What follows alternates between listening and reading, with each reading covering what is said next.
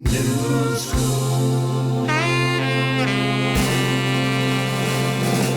All right, welcome back to Noob School. Today we've got Peter Micali. Peter's a good friend of mine here in Greenville, and Peter is with the Next organization, which kind of conglomerates all the tech entrepreneurs in Greenville, over 120 or so. He'll correct me. He's in charge of all the startups. So he helps the startups kind of get launched here in Greenville. And I thought it would be interesting to have him on to get his perspective on sales in general. He has been in sales, but from this perch, what does he see with these small companies? Who's doing well? What are they doing right? What could startups do differently? So welcome aboard, Peter. Thank you so much, John. I appreciate it. And thank you for the warm introduction. Of course. To add on to that, I would just say that Next is a support organization for entrepreneurs in Greenville and the larger Greenville area. Okay. And it is our job to help high-growth entrepreneurs and their companies to succeed to create jobs in our region. So we're kind of an economic development organization, but also a support organization that supports the chamber in the city of Greenville. That's great. That's great. Well, also just backing up a little bit, Peter went to Northwestern and did you get a marketing degree? I did not. What was it? So I was I did have a communications degree, so Okay. there was some connection there. But I was originally a film major. Ah, So I had aspirations of maybe going out to Hollywood, maybe doing something with that. Graduated right during the middle of the financial crisis and decided to kind of combine creativity with business, and that's what led me to an advertising career. good. Okay. And then, so you worked in Chicago in advertising for what, 3 or 4 years? 3 or 4 years, and that was primarily twofold within the pharmaceutical advertising realm. So that was very much, we were developing sales materials for pharmaceutical sales reps. Okay. And then also I had a stint at Havas where it was a telecommunications focus on the Sprint account. So kind of both sides of the aisle. So you had, you went from there to South Carolina International Business School. Yes, sir. So I did the MBA program at the University of South Carolina. And that was a direct product of, I really liked advertising, but I often felt, we were kind of the executional arm, like the tactical arm of the problem and the strategy had already been decided, and we were kind of tasked with go make this print item or go make this advertisement. And I really wanted to learn. I felt like I had a huge gap there because I didn't study business, I didn't study sales or anything of that nature in college. So the MBA program was great for me. It was hard because a film poli-sci major doesn't really have a whole lot of business doing quantitative classes, but it was very helpful, and that led me to switch to client-side marketing. Yeah, interesting. Okay. Who's your favorite filmmaker? That's a good question. I think the Coen brothers, and it's kind of cheating because there's 2 of them, but that might be up there. Big Lebowski. That's one of my favorite movies of all time. Yeah. But it really depends on the day. Everyone would ask me in school, because I studied political science and film, if I wanted to make political movies. Yeah. And I didn't have any idea what I was doing. So that was more a product of that. But I would say Coen brothers. Let's go. That's good. I'd go Tarantino myself. That's there's it on a given day. Some days it's RoboCop's my favorite movie, and then some days something a little bit more artsy fartsy. But it kind of depends on the mood. But Quentin Tarantino is fantastic. All right, so business school, and then to Boston, and you work in marketing again? Yeah, so I would usually, especially when I'm speaking with entrepreneurs in my role at Next, my background is, I usually just say traditional, it's marketing and strategy in that realm. And so it's kind of split down the middle of about half that time working for an advertising agency in different roles and different types of agencies. And then the other half of that time working client-side marketing.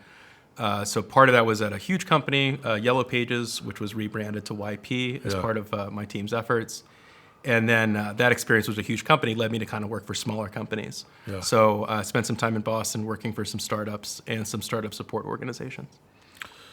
And then how did we get you back to Greenville? So I grew up here. Yeah. My family moved here when I was just a baby, so I often joke I'm the only member of my family that grew up in Greenville, calls Greenville home. And when I left in 2003 for undergrad, it was kind of right when Greenville was starting the I wouldn't call it a revitalization. There's a growth of downtown. Yeah. And so I didn't know, I loved here. I just didn't know what I would do if I stayed. And so when my wife and I were considering moving back to the Southeast, it was kind of one of those, like, why fight this decision? It seems like an easy decision now at this point because there's just so much more opportunity. Yeah. And I would also say, was very fortunate. A lot of my friends that I grew up with, they're all still very active here, and we knew that we would have a good, social group. So moved back here in 2018. Nice. We're glad to have you back. I appreciate that. Thank you. You're doing a lot of good. If you were talking to a new, like, let's say a founder and a co-founder of a new tech product, and neither of them really had a bunch of sales experience, how would you tell them to kind of start the process of learning sales? That's a great question.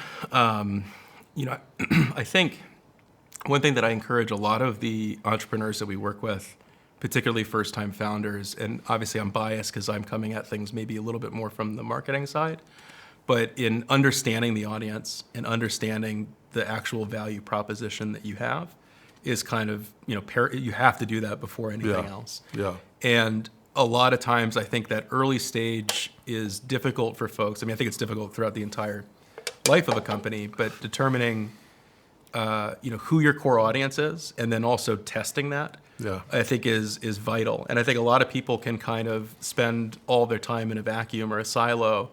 If you build something that you think everybody wants, but you can't determine that, you can't figure out how to say it in 25 words or less, you're not basing it on what your audience's pain point is. Right. And that, for me, I think is kind of the first step, is understanding your audience, understanding the emotional component of how you might naturally slot in and kind of convince them that this is the right solution for them. Well, it's a long-winded answer, but I think understanding your audience and understanding the value proposition first is kind of necessary. The total addressable market and those kind of things. Yeah, I think, it's, the typical pitch we see from a lot of startups, or what I would love to see, is you're identifying a problem, you're identifying why it has not been solved yet, and how your solution will be a solution for that, but also how you will specifically be the person to fix that.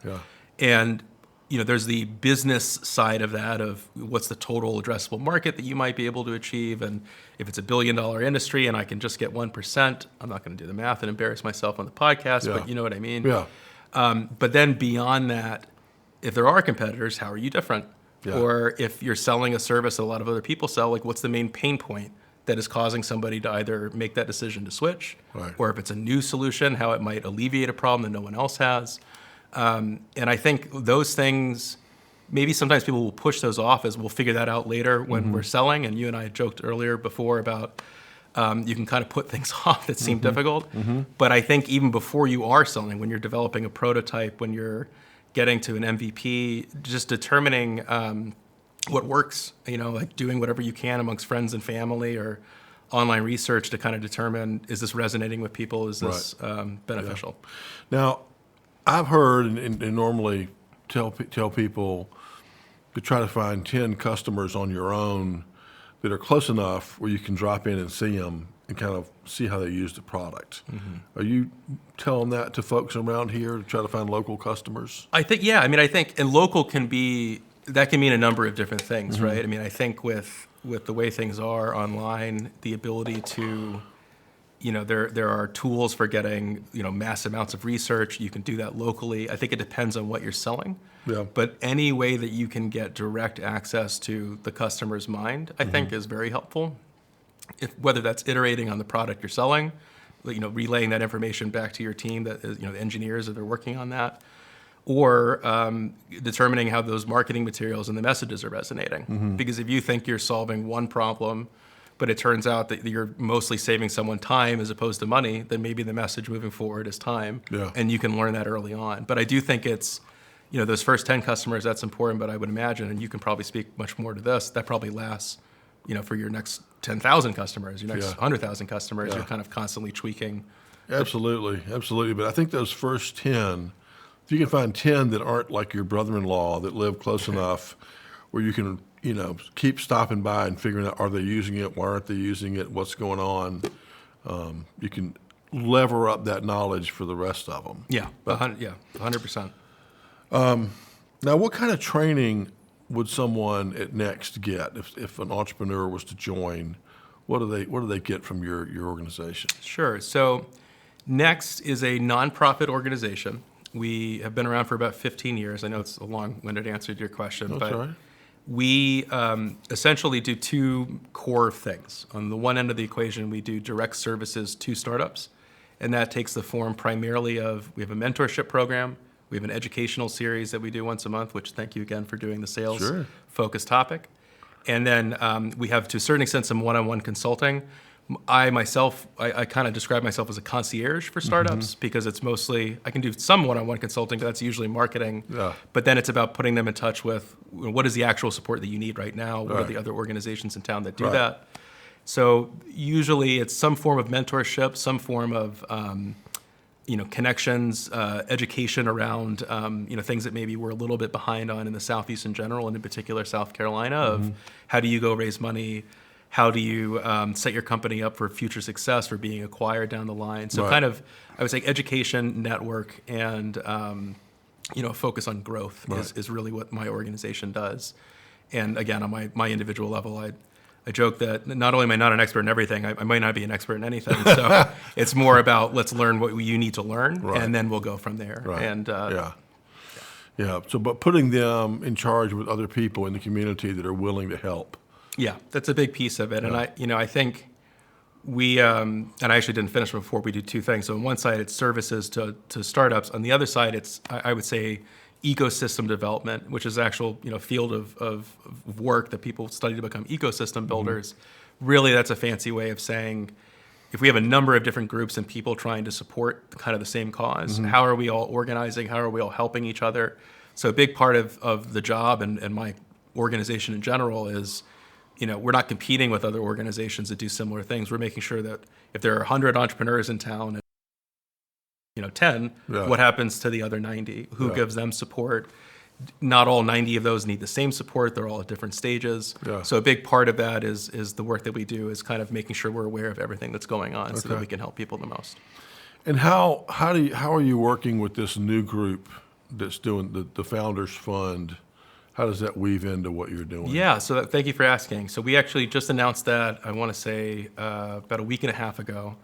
And it's I would say hyper connected with Next. It's a little bit of a separate entity, but Next essentially kind of builds towards that as a final train stop potentially for some startups.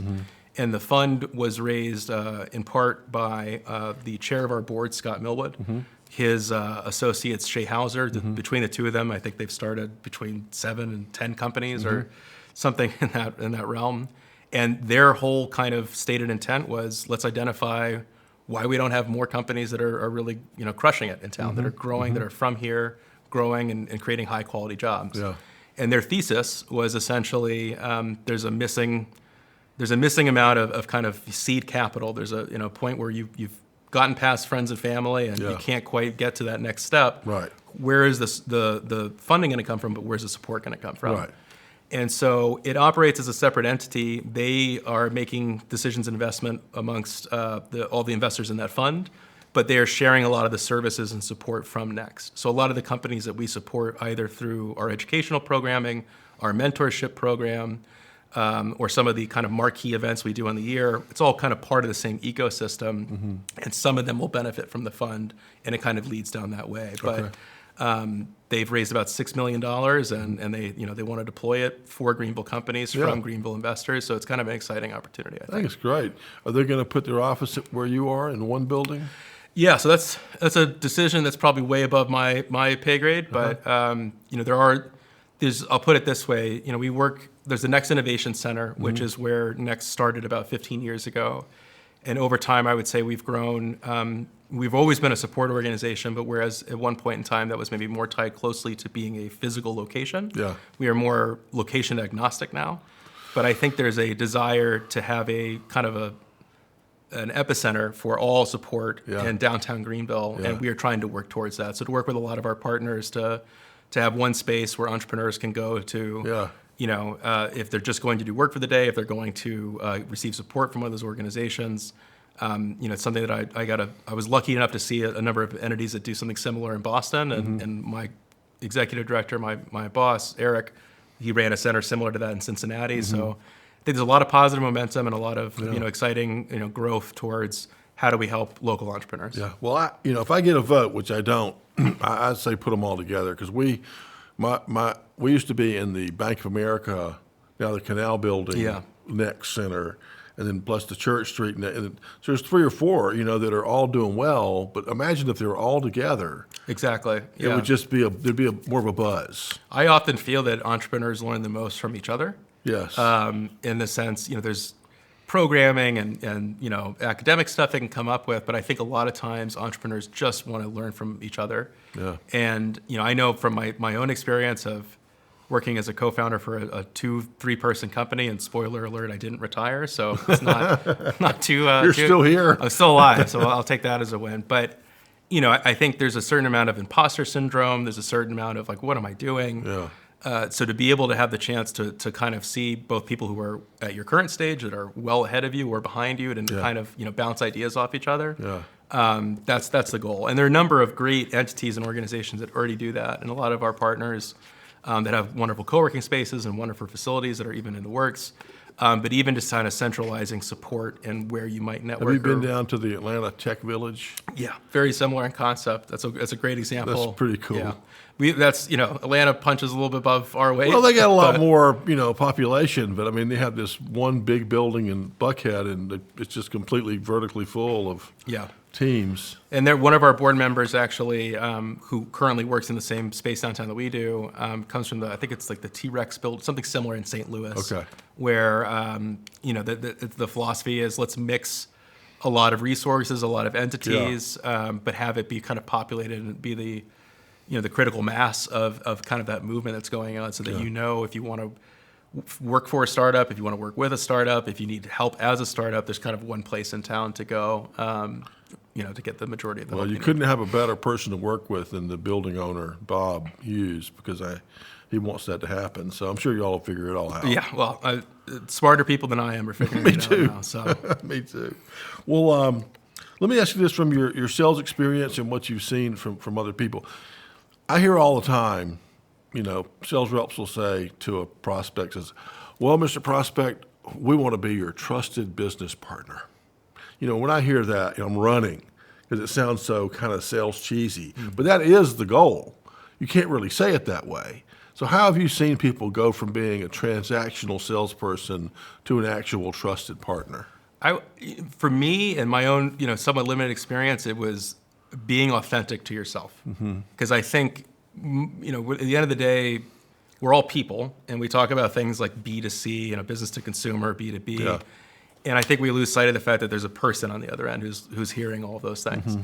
And I think you become a trusted partner if you demonstrate to the person that you're authentically you. And that might be if you're a funny, charismatic person, then acting on that. If you're not trying to force that.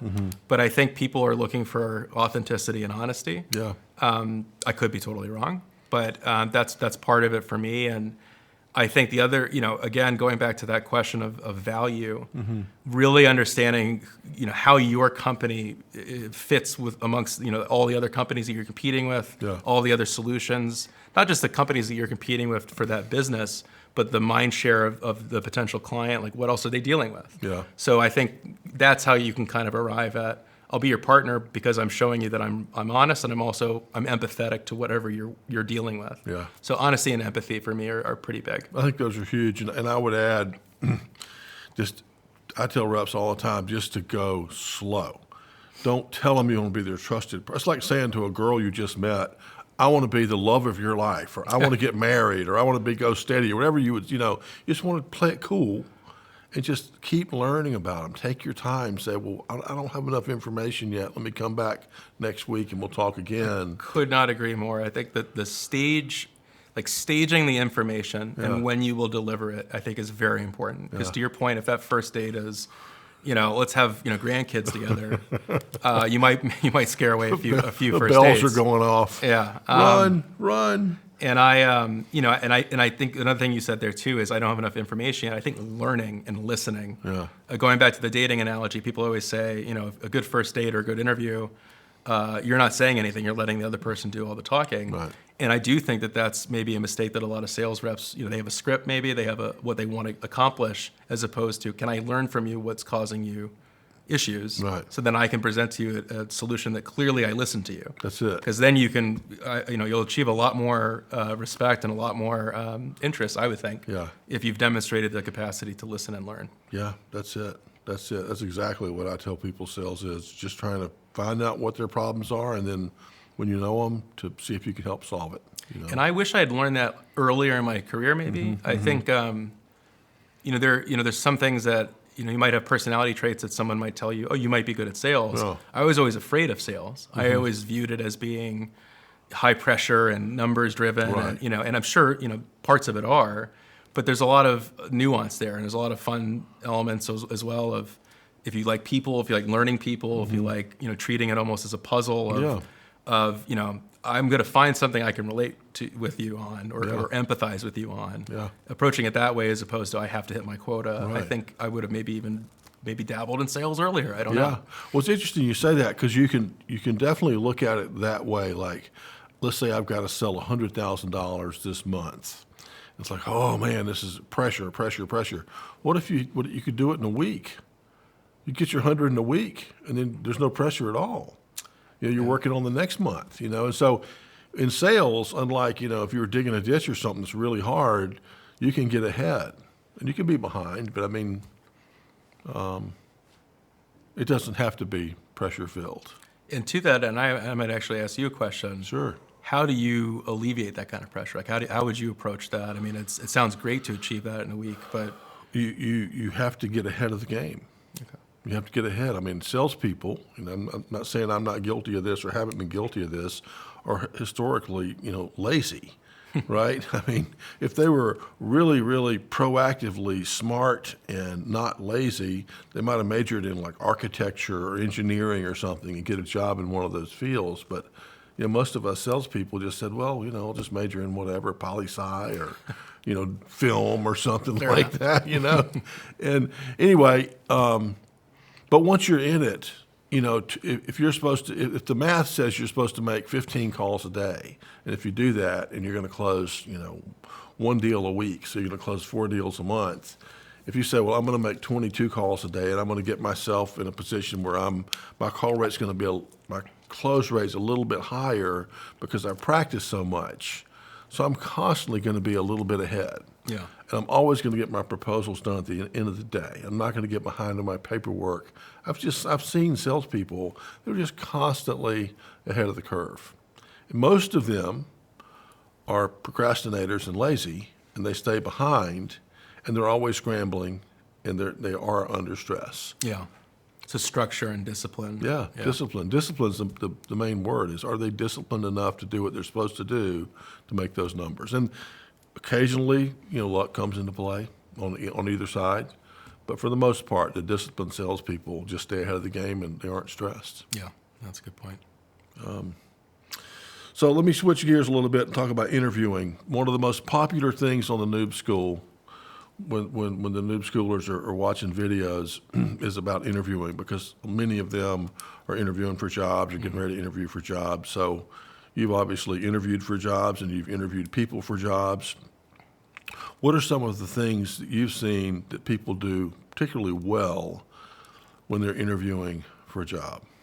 It's a great question. And I have both the fortune and maybe misfortune. I've interviewed a lot. The advertising is a volatile industry. Yeah. Startups, working for startups is also can be volatile. So I've hopped around a decent amount during my career. I think similar to sales, there's the job description that's listed. There's the questions they're going to ask you as an interviewer. But going back to what we were talking about before of empathizing and trying to understand the value proposition of what you bring as an interview candidate, but also what you might perceive to be the actual issues they're dealing with. Yeah. And so I've seen a lot of great candidates, it's beyond just asking questions. It's, trying to reverse engineer, like, well, why do you need this position filled? I'm assuming maybe there's, issues of not critiquing the company, but you're trying to show that you understand why they might be making this investment in a hire. So I think that goes back to that disciplined approach of being organized, of doing your homework and doing research ahead of time, and being honest and authentically you. I think those things all come across because on the other side of that equation, somebody who's trying to hire, they clearly have a need, and it's usually pressing. And sometimes they can't fully articulate what that need is because they can't describe it, or sometimes it's sensitive information they can't share. But that interview process, I think, can be informative, where you can try to pull out a little bit more information out of the interviewer, where you can learn how you might be able to demonstrate. I recognize that problem. I actually worked on that before. So I think just being, again, in tune with listening, being empathetic, and thinking a little bit deeper about the strategy, the reasoning behind why you might be hired, I think can be very helpful. To switch gears a bit and to sound a little bit like maybe my father and his father and others, I mean, I've been surprised also by the lack of kind of baseline professionalism. I've done a lot of interviewing of candidates and them not having resumes, them, not quote unquote dressing for the job they want. I think, just doing the baseline stuff, I think can really put you ahead of bring printed resumes, dress. If it's a casual company, dress casual. If it's formal, dress formal. Just doing a little bit of homework and preparation, I think, can go a long way. Be on time. Yeah, well, and I feel like now I'm the generations have shifted, or where I'm the person being like, I didn't see any printed resumes. I don't like that person. But I do think the world is changing, and obviously, even what feels like a short time to me, but it was not. When I graduated, things were a little bit, they're pretty different than they are now. But some of that baseline stuff, I think, has remained consistent, which is, prompt follow-ups, thank you emails, bringing resumes, just showing and demonstrating that you're going to be able to help early on. I think is pretty huge. And that would make you stand out in today's, surprisingly so. Yeah, I mean, just the basics. Yeah. Because there's been obviously a huge shift in labor markets recently. There's been a lot of people laid off, a lot of people hired. So there's lots of jobs going around, and I think that there's lots of people who could fill those jobs. I had a guy one time who I saw him I knew him. He was younger than me, obviously, but I saw him at a party or something. And he said, "Hey," and he was at Alabama. He was a senior, and he goes, "Hey, I hear your company's doing real well." I'm like, "Well, thank you. We're doing fine." He goes, "I hear you're hiring a bunch of salespeople." I'm like, "Yeah. We're fast as we can." He says, "What kind of people are you looking for?" And I'm like, "Well, we like them to be kind of from around here. We want kind of this is the culture we're looking for. We like them to be involved in school in some way, like in their fraternity or something, that they're not just in the fraternity, but maybe they're an officer or something, some leadership, and we like them to be athletes and stuff like that." So a week later, I get a letter from him, and he said, "I want to go over some of my attributes." And he listed those 3 things and asked if he could interview with me. And I'm like, "No need to interview. You're hired." I mean, you absolutely did exactly what a good salesperson should do. He listened to you. He got those points to kind of reference later on. I told him what I wanted. He gave it back to me. Done. And he was a great salesperson. Yeah. He works for Motorola now. That's awesome. And I think that kind of perfectly encapsulates the things that we're talking about, which is, just learn. Go out there and learn a little bit. How can you set yourself apart a little bit? How can you, have a kind of a really great question lined up to ask that interviewer? Right. I think there's never a scenario that if you're interviewing for a position, you have no questions afterwards, unless you don't want the job at all. But in that case, then it's like, "Oh, thank you for your time." But I think that's another area that, preparing what you perceive to be, reverse engineer. If they're hiring a salesperson, think about maybe they're trying to reach new targets. Maybe they're trying to achieve some kind of strategic initiative as a business. Just demonstrate, that you're going to bring value in the area in which you're providing support. Yeah, we love the question. When it's their turn to ask a question, if you were to hire me a year from now, what would a great year look like? What would I have done? Because not only do they tell you the answer, but they're also starting to think about you as an employee a year from now. So it kind of imprints it in their brain. That's another thing I've noticed a trend with is people I've interviewed and I've asked, where do you see yourself in a year, 3 years? Don't mention an entirely different state or industry, because I've had that happen a couple times. Oh, yeah. And that somebody probably doesn't want to hire you as a salesperson if you want to be a musician in Tennessee in a year. So And don't you, I mean, it's happened to me too. Don't you normally say, well, what are you waiting on? yeah, I or mean, like I got no problem with it. well, I usually say like, well, we're not a music studio, so I don't know how we can help. But Yeah. something to that effect. I encourage people, if they have some dream out there that they dumb enough to tell me about, I say, you ought to go do that now. Yeah. Or and I'm a, that's tough. I mean, if you have a dream that you want to do, I fully agree with that.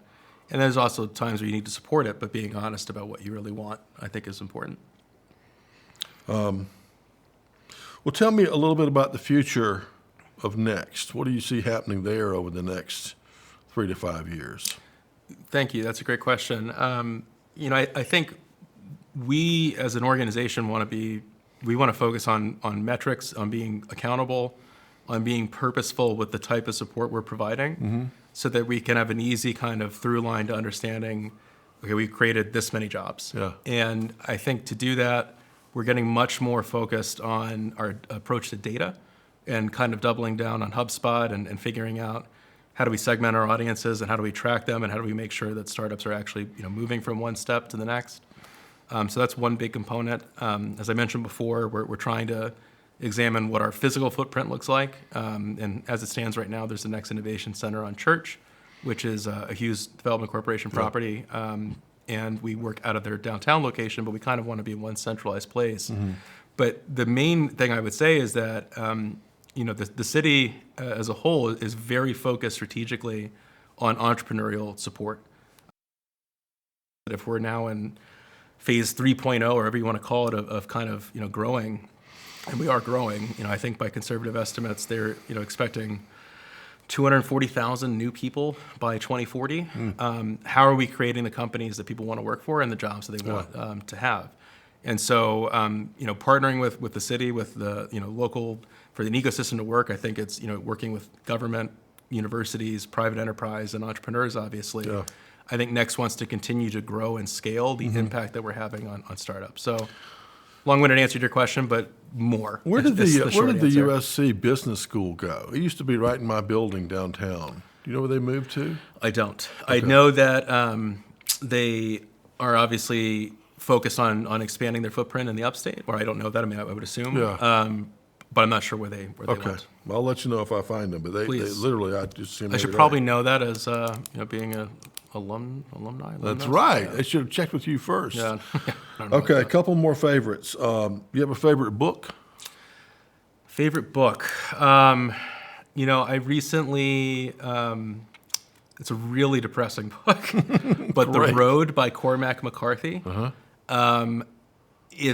It's bleak, but at the same time, I found it to be very powerful and very its drive to kind of continue to do the right thing. Is one positive way of maybe looking at it. From a standpoint of business and going that route, a lot of books that we recommend to our startups are I Practice What I Preach. Venture Capital. I forget the name of the authors. It's kind of like the Bible for raising money for startups. Lean Startup is another good one for us. And then I spend a lot of time actually on Reddit, not a book, but a lot of the subreddits that I subscribe to, it's a direct focus on how can I help entrepreneurs. So r/entrepreneurship, r/fundraising, kind of just seeing what else is going on out there. I think. Do you type in and talk to people there? I usually am more what they call a lurker. You're a lurker. Yeah. I'm a passive agent. Yeah. But it's more, I kind of like to keep my finger on the pulse of, what's happening and how are people changing or learning or growing, because that's the only way that I can really provide the support that I need to for, Next's, I don't want to call them customers, but startups that we support. I feel like it's my job. If you had to pick one metric for Next to judge Next results by, what would it be?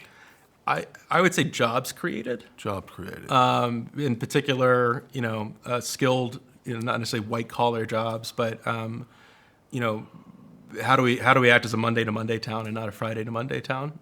So if we had end of last year, if we had 150 Next member companies, and altogether that was 5,000 employees, you would judge it next year. This year, you'd say, well, we went up to 7,000. Would that be kind of how you judge it? Is that total number of employees? Yeah, but there's nuance there, right? I mean, it gets a little bit tricky because, obviously we want to see full-time employees and not contractors, Yeah. and there are certain, other metrics to hit.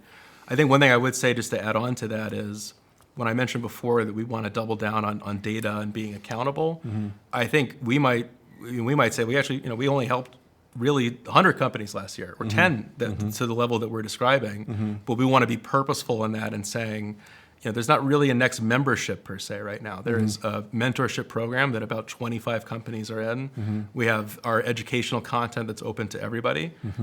So in that measure, then sure, we help thousands, but we want to be much more honest about, okay, well, we really are working very closely with about 50 companies. Right. And a lot of them are actually not as further along as some might think. So even that company getting one full-time hire would be a huge win, because that's in a space that, that's a nuclear, that we have startups kind of all across the spectrum. One job in this startup might be very different than creating 10 in this one. Right. But I think that kind of generalized homegrown growth is what we're really focused on, because we want to make sure that the companies that people are excited to work by, that some of them are from here, and it's not international. I mean, we've benefited greatly as a community from international business coming here, but we need more data streams. We need more stuff like you guys did, and that's our main goal, is creating companies like that, or helping companies like that grow. Awesome. And then can you share your favorite word with us? My favorite word. This is going to make me sound so cheesy, but I like the word tenacity. Oh, that's good. It's a good word. And I like that word for a lot of our entrepreneurs, because, especially in my experience in Boston and seeing a lot of some of the best startups competing with each other, you have to be tenacious, and the fact that you're going to the events that you need to go to, you're doing the networking that you need to do. That tenacious doesn't mean being aggressive. It means, if you believe in yourself, putting yourself out there. Yeah. And I think it can be very hard. It can be very lonely being an entrepreneur. And so I just encourage everybody to stick with it, but it also still pivot when you need to, get input from people. But being tenacious means getting out there and showing up to the competition even when you don't win, because you might meet somebody who will help you win even bigger down the road. Right. So. Yeah, I mean, I probably wouldn't have had any success if it wasn't for my partner, Larry Blackwell.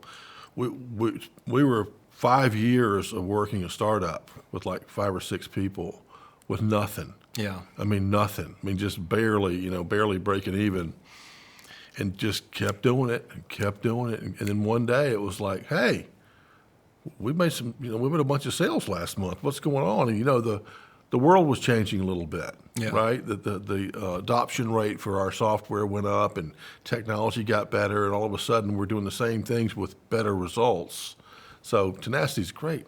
But you guys probably set yourself up for success by following some good practices. We did, but it was completely just Larry's, just determination to keep going. Yeah. We didn't know what was coming, but I do think your entrepreneurs should know that time changes things, right? If you just keep hammering away at something that's working to any degree, time's usually going to be on your side. Yeah, and a numbers game aspect too.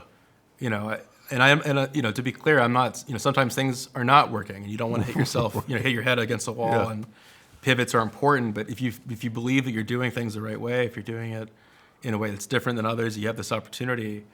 Then go to the right events, go to the right, put yourself out there, and also ask for help, I would say. And that's another form of tenacity, is that I think people can be embarrassed around, reaching out for support. But, even by some conservative estimates that we've made, we have about 50 plus support organizations in town that are all trying to help, various types of companies. Yeah. So there's probably somebody who can help, your startup or you as an entrepreneur. Yeah. So put yourself out there. And the worst that can happen is, they say no, or they give you advice that's not helpful, but the other stuff's going to be great. Yeah, I mean, usually for us, the worst case scenario is having to talk to me. So that's not, that is what it is. But okay. So this is the last question. Do you have anything you want to promote? You can promote Next, or you can promote any other nonprofit or anything you're working on. I'll stick with Next. Okay.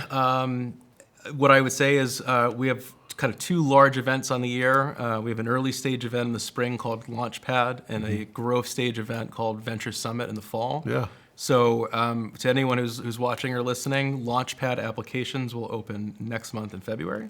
And that is a event that we partner with local service providers who donate packages to startups that they would normally never be able to afford. So, Weish last year provided a legal package, Brains on Fire a branding package, and startups, we had about 80 applications last year, people applying for what they thought would be the best solution for them. So that's going to happen again this year. And I highly encourage anyone who's got a innovative, scalable startup to apply. Okay, great. Well, we thank you not only for being here, but thanks for taking all this stuff you've learned in Boston and Chicago and other places and bringing it back to Greenville and helping all these entrepreneurs. So thank you. I appreciate it, and anything I've learned, I hope to carry it here because I love Greenville, and I think we got a promising future ahead of us. All right. Thank you, man. Thank you. Appreciate it. Appreciate it. All right.